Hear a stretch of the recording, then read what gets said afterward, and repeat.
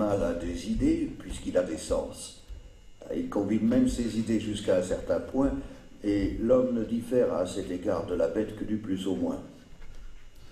Quelques philosophes ont même avancé qu'il y a plus de différence de tel homme à tel homme que de tel homme à telle bête.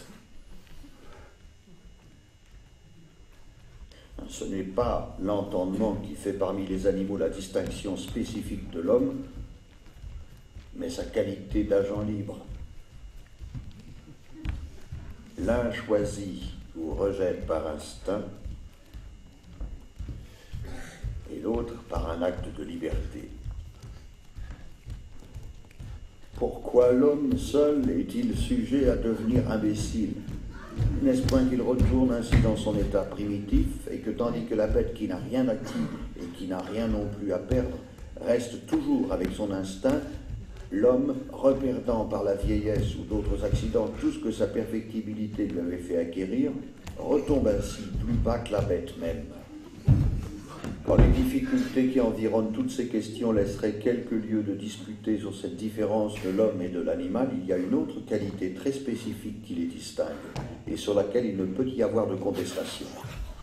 C'est la faculté de se perfectionner. La nature commande à tout animal. C'est ainsi qu'un pigeon mourait de faim devant un sapin qui était meilleure viande et un chat sur des tables. Quoique l'un et l'autre pût très bien se nourrir de l'aliment qu'il donnait s'il s'était avisé dans les cités. La bête ne peut s'écarter de la règle qui lui est prescrite, même quand il lui serait avantageux de le faire, quand l'homme s'en écarte souvent, à son préjudice. C'est ainsi que les plus dissolus se livrent à des excès qui leur causent la fièvre et la mort, parce que l'esprit déprave les sens et que la volonté parle encore quand la nature se tait.